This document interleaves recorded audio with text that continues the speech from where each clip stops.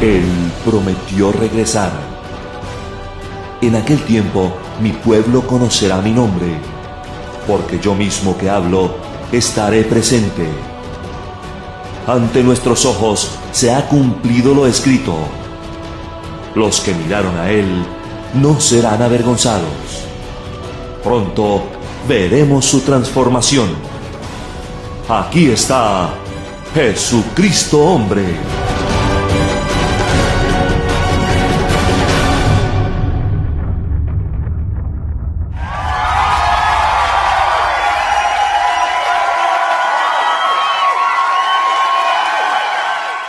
Bueno, entonces el tema de hoy es un oído especial. El oído de las ovejas. Los lobos tienen oído, pero no escuchan la voz del pastor. Pero si usted tiene oído, usted va a entender lo que el Espíritu le dice. Ayer yo estuve mirando un programa de filósofos. Y muy interesante, fue en la mañana y entonces estaban enseñando cómo tú leer un libro y sacarle provecho a ese libro. Por ejemplo, yo siempre he sido fatal leyendo libros. Yo nunca pude terminar un libro en mi vida, aunque fuera así chiquito. Me aburría a mitad. Entonces yo tenía un desorden emocional que cuando leía el primer capítulo, iba para el segundo, se me olvidaba el primero. Posiblemente usted se identifique con eso, no se sienta mal. Porque habemos de todo. Pues, o sea, cuando uno tiene una niñez de mucha turbulencia, pues el niño tiene tendencia a no aprender con más destreza o como debiera aprender. Entonces yo siempre noté que yo no podía leer. Naturalmente, la mente que tiene sabiduría dice que bueno, porque si llego quizás a ser más inteligente no hubiera entendido esta sabiduría. O sea que Dios prepara los vasos ya de antemano. Por eso usted no puede vivir en complejo, ni criticarse, ni sufrir por lo que no pudo hacer, que si yo hubiera hecho esto, que si mi papá me hubiera hecho esto, y no se pudo, y te metes en complejo, ya no estás consolado. Tú tienes que dar gracias por todo en tu vida. Sí, porque si caes en la trampa del pude haber hecho y no hice, ahí estás liquidado, porque eso ya pasó. Y tú no puedes regresar los días que pasaron. Entonces tú tienes que buscarte la locura que nosotros damos aquí, que es que todo obra para bien. Es una locura. Qué fácil, apóstol, aquí se resuelve todo. Evitamos, somos unos irresponsables porque todo obra para bien. No, así dicen las mentes por allá. No, Dios tiene sus escogidos. Fíjate que tú estés aquí nada más, debes darte un aplauso bien grande.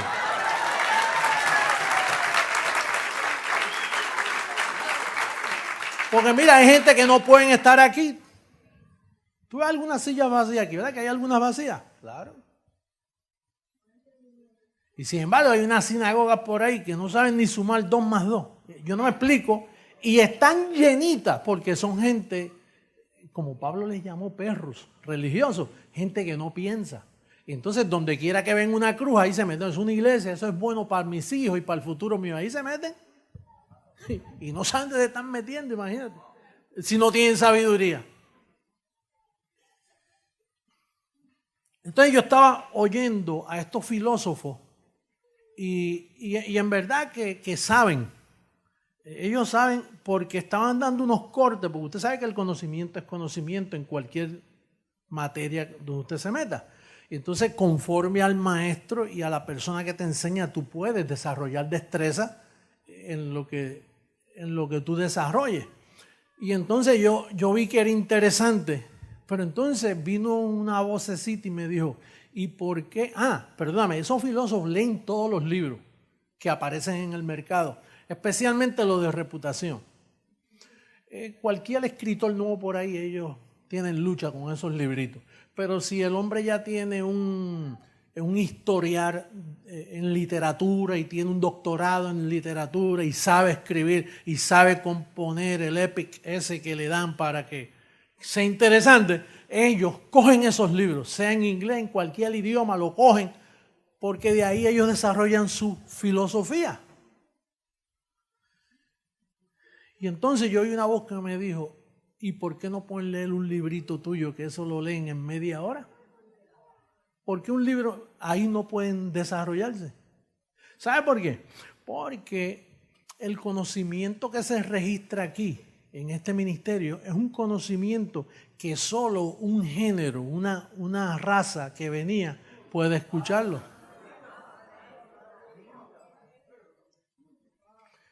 Bueno, fíjate, él dice, mis ovejas oyen mi voz y la voz del enemigo no pueden escuchar. Es un don. Bueno, es el don de creer. Dice, habiendo creído en él, y después te dice, esto no es de vosotros, es don de Dios. Tú tienes un don de creer lo que es la verdad.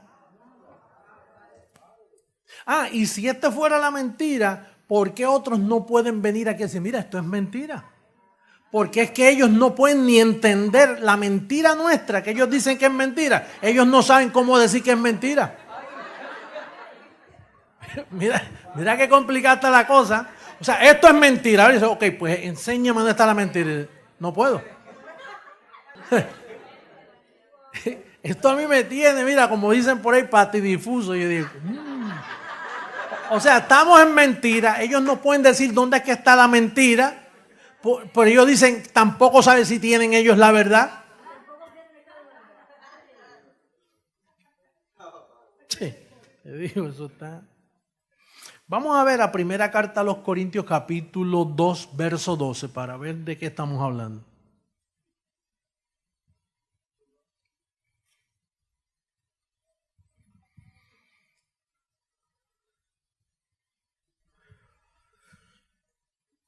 Y nosotros no hemos recibido el espíritu del mundo. Cuando dice espíritu es enseñanza. Porque al leer la otra parte del otro espíritu te dice para enseñarnos lo que Dios nos ha concedido. Así que está hablando de dos espíritus. Mira, dice, y nosotros no hemos recibido el espíritu del mundo, sino el espíritu que proviene de Dios. ¿Para qué? ¿Para qué? O sea, esos son dos espíritus que enseñan. Uno es el del mundo y el otro es el de Dios que te enseña que lo que Dios qué. Lo que Dios qué. Entonces, ¿cuál es el propósito de ese espíritu? Que tú sepas lo que Dios qué.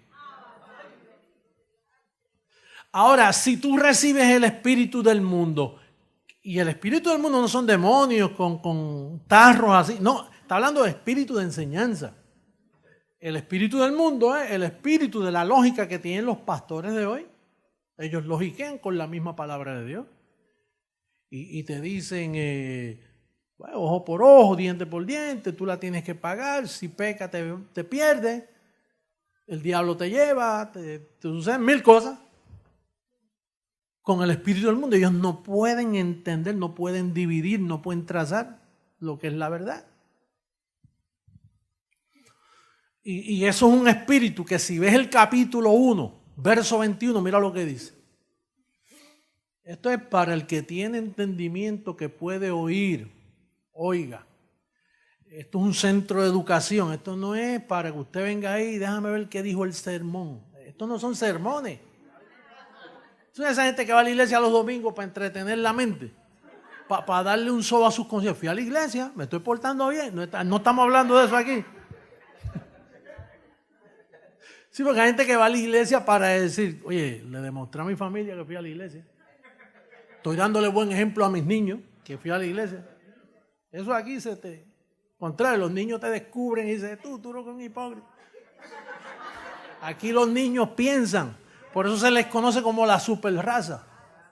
Mire, yo estaba oyendo a Telegracia ayer y de momento le preguntaron a un niño así, ¿cuáles son los 3 tipos de sabiduría que existen?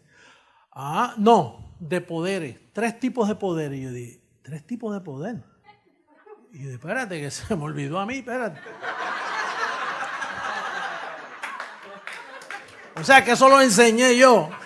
Y ahora ese niño me está de 3 tipos de... Pues entonces el niño dijo, bueno, está el poder de los gobiernos, que es un poder político, un poder... el niño. Número 1. Está el poder engañoso que lo envía Dios. Mira, lo dice la Biblia, dice un poder que Dios le envía para que crean a la mentira. Y entonces está el tercer poder, que es el poder del Evangelio, que el Evangelio no me avergüenza. ¿Te das cuenta? Tú no sabías eso tampoco, yo te lo estoy recordando. A ti ya se te olvidó. Entonces, esta sabiduría, fíjate lo que dice primera carta a los Corintios capítulo 1, verso 21. Pues ya que en la sabiduría de Dios el mundo no conoció a Dios mediante la sabiduría, agradó a Dios salvar a los creyentes por la locura de ¿qué? Esa locura es la sabiduría que nosotros estamos hablando, la locura de la predicación. Por eso es que el filósofo que llega aquí y tiene mucha educación entra en dificultad seguida. Tú no ves que él posee una sabiduría que concuerda con las cosas de este mundo, que make sense, tiene sentido, porque él no se atreve a ir a la oficina a hablar una locura de las nuestras. Y entonces él le causa dificultad en su mente porque son mentes laboratorio. Entonces se avergüenzan en público de decir, mira, lo que sucede es que cuando el diablo fue destruido, a mí se me imputó la justicia de Dios y yo con una sola ofrenda estoy perfecto para siempre. Y eso en este mundo no cabe. Y que yo tengo un ángel que cuida mi vida porque a mí me fue asignado un ángel y a través de la lengua mía, de la confesión, yo activo el servicio angelical de la cobertura que yo poseo.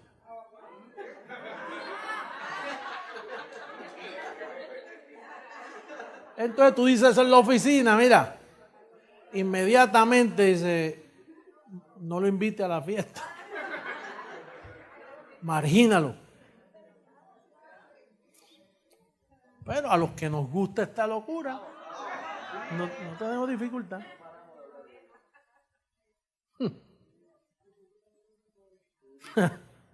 Ay, Padre.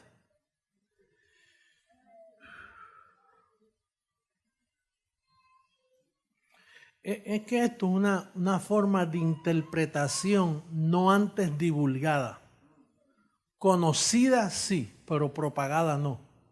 Pablo la conoció para escribirla e inmediatamente Pablo la escribió, todo el mundo a su lado se colgó. Dice, todos me abandonaron. Porque no estaba para aquella época entenderse.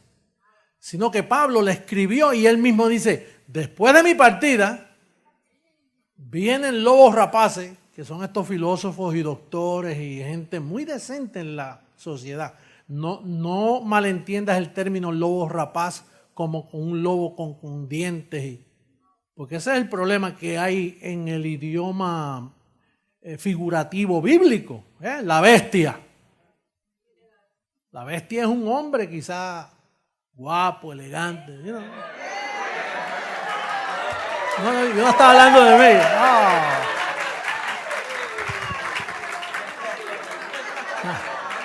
Me van a poner rojo, hombre. Bueno, no tan guapo, pero pasable, ¿eh? Para arreglar eso ahora es un problema. Me pusieron rojo y todo, me imagino. Estoy rojo, Libre. Un poquito.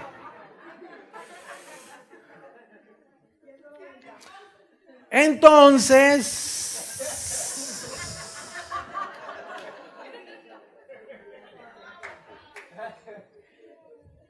¿qué tiene? Apocalipsis 17:9.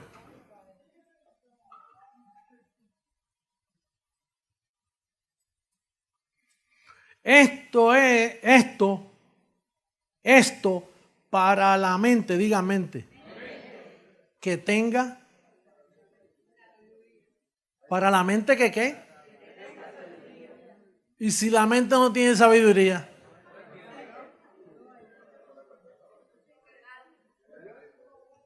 vamos inmediatamente, porque no quiero meterme en esos montes ahí, porque eso está alrededor de Roma y pueden estorbar los 12 aviones. Vamos a primera carta a los Corintios de nuevo, capítulo 2, verso 14 en adelante.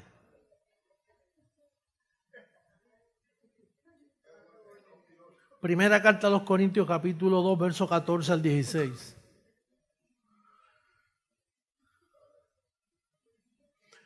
Pero el hombre natural no recibe las cosas que son del Espíritu de Dios. Oye, y esta sociedad está llena de hombres naturales. Tú sabes cómo dice la versión antigua, esta está revisada por el lenguaje, volvemos a lo mismo. Dice, pero el hombre bestial, el hombre animal. Así dice, no es así. ¿Verdad que lo dice? La tuya dice así. Mira, ahí está. El hombre animal no percibe las cosas del Espíritu de Dios. ¿Por qué? Lo que debiera ser una buena locura, en él es al revés. Para él son locuras. Y dice, no, eso no puede ser así. Y no las puede entender. Sigue, porque se han de discernir que. En cambio, el espiritual juzga todas las cosas, pero él no es juzgado de nadie, que es lo que yo vengo haciendo aquí. Yo vengo juzgando a la gente. Hoy cogí millares, millones de personas y los juzgué por 2000 años. Y dije que estaban mal, que tenían el espíritu del mundo y que por eso no pudieron entender. Porque ¿quién conoció la mente del Señor? ¿Quién le instruirá? Mas nosotros tenemos que. ¿Tenemos qué?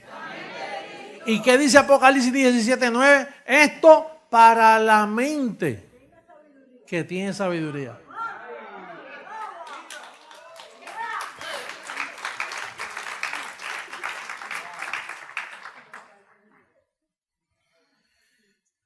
Por eso, esta mente que estamos hablando es un link que a ti te añadieron. Es un chip que tú tienes ahí metido, que eso lo metió papá Dios. Y eres bienaventurado si lo tienes. Y ese chip, mira, así, cuando yo te hablo, tú me crees inmediato. Es más, tú ni verificas. Que tú estás supuesto a cotejar, espérate, a ver si me estás diciendo la verdad. Y ya, tú estás tan convencido que es el mismo espíritu, que yo lo hablo y tú, así es. ¿Sí? Por eso es que la prensa dice, es peligroso porque el hombre habla y dicen que sí seguida. Y si se lo lleva para el líquido, para el caldito. Y si se lo lleva en un asesinato en masa, porque ellos piensan así. ¿Pero por qué piensan así? Porque ellos no tienen la mente de Cristo.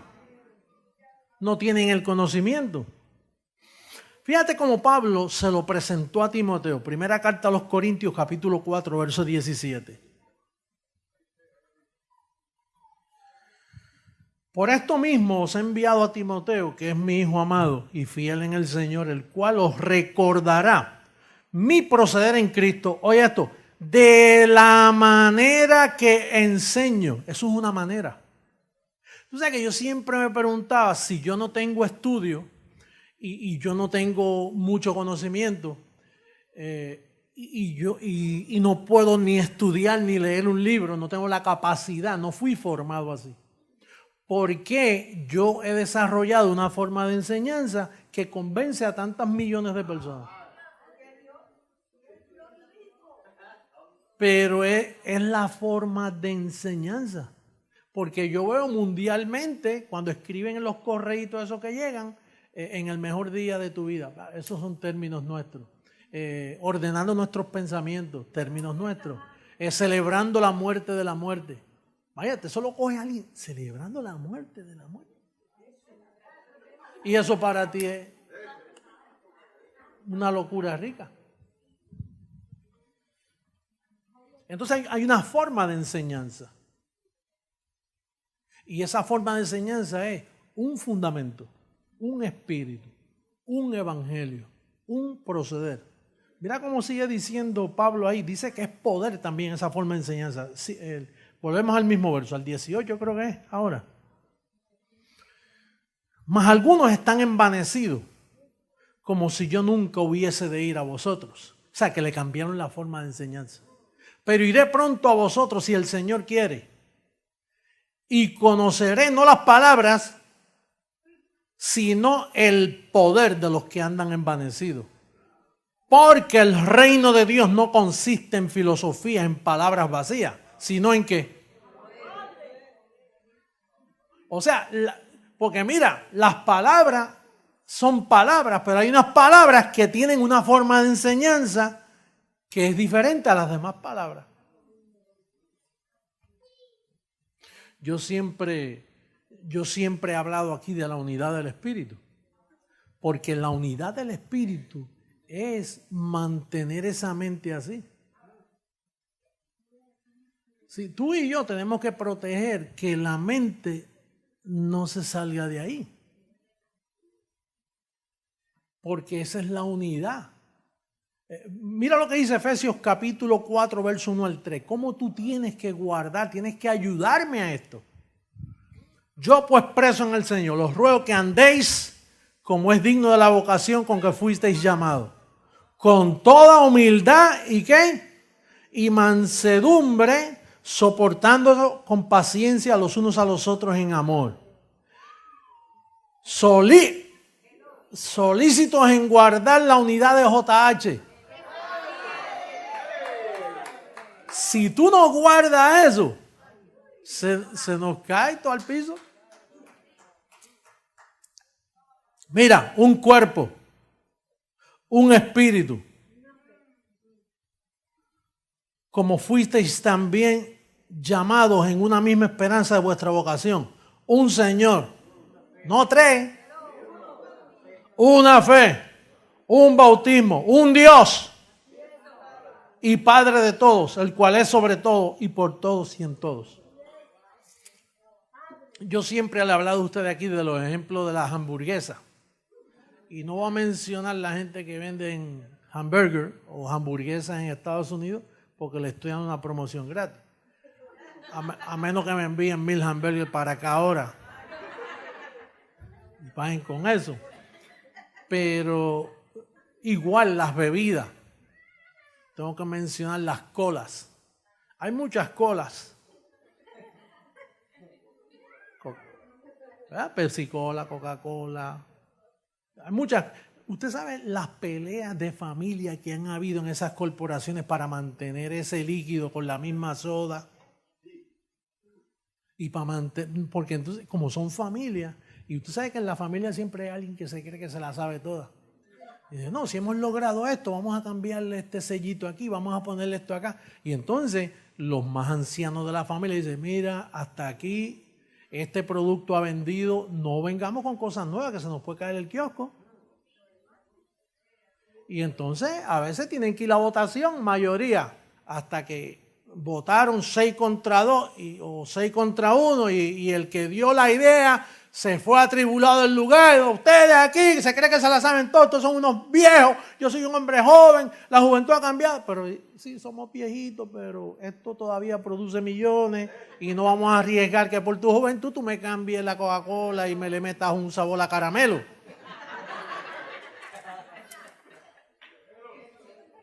Y usted sabe cuántas franquicias le quitan a esas hamburguesas. La franquicia, hay gente que viaja. Yo solo dije un ejemplo a ustedes porque yo viajé con un muchacho que tenía como 6 millones de millas. Y entonces, jovencito y con tantos millones. Pues yo tengo 3 millones de millas, pero oye, llevo años viajando, pero este es un muchacho joven. ¿Y cómo tú viajas? Pues que yo tengo que estar metido en todo Centro, Suramérica, donde están las cadenas de hamburguesas estas conocidas. Me envían, porque esa franquicia, si cambian el papel, si cambian el sorbeto, si cambian la calidad de la carne, si cambian el queso, cualquier cosa de eso puede permitir que le quiten la franquicia y se le ve el negocio abajo al tipo. Hay que mantener la unidad. Cueste lo que cueste. Mire, yo he tenido que luchar aquí para mantener esa unidad. Porque a veces se meten espíritus, se meten enseñanzas, se meten cosas que a mí me duele. Mire, yo a veces no puedo hablar claro por la prensa, porque tú sabes que a nosotros nos están vigilando y entonces yo a veces tengo que estar suavizando las cosas para no decir la realidad de qué es lo que pasó. De aquí se han ido algunos. ¿Y por qué? Porque hay que velar por la unidad. Porque hasta aquí, este es el evangelio que nadie había predicado en 2000 años. Y el que se meta, a mí no me importa quién sea, el que se meta contra esto lo corto por la mitad porque no se puede.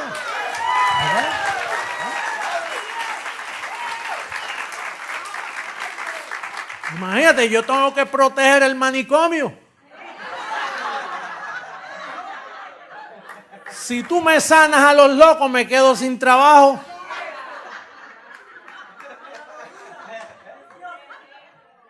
Pues no dice que somos salvos por la locura de la pues yo tengo que predicar locura aquí. Entonces, ¿dónde se habla de locos? En los manicomios. Y con los locos no se pasa mucho trabajo. No hace falta mucho personal porque están locos. ¿Te acuerdas el ejemplo? ¿Te acuerdas el ejemplo del manicomio que tenía como 1.500 presos y había un personal como de 3 personas y dijeron, oye, pero un personal tan bajito para la unidad del manicomio? Digo, aparte de los enfermeros y las cosas, pero en las oficinas dicen, no sé, aquí no hace falta mucha gente. Pero tampoco con 1.000, y si esos locos se unen, los locos nunca se unen. ¿Están locos?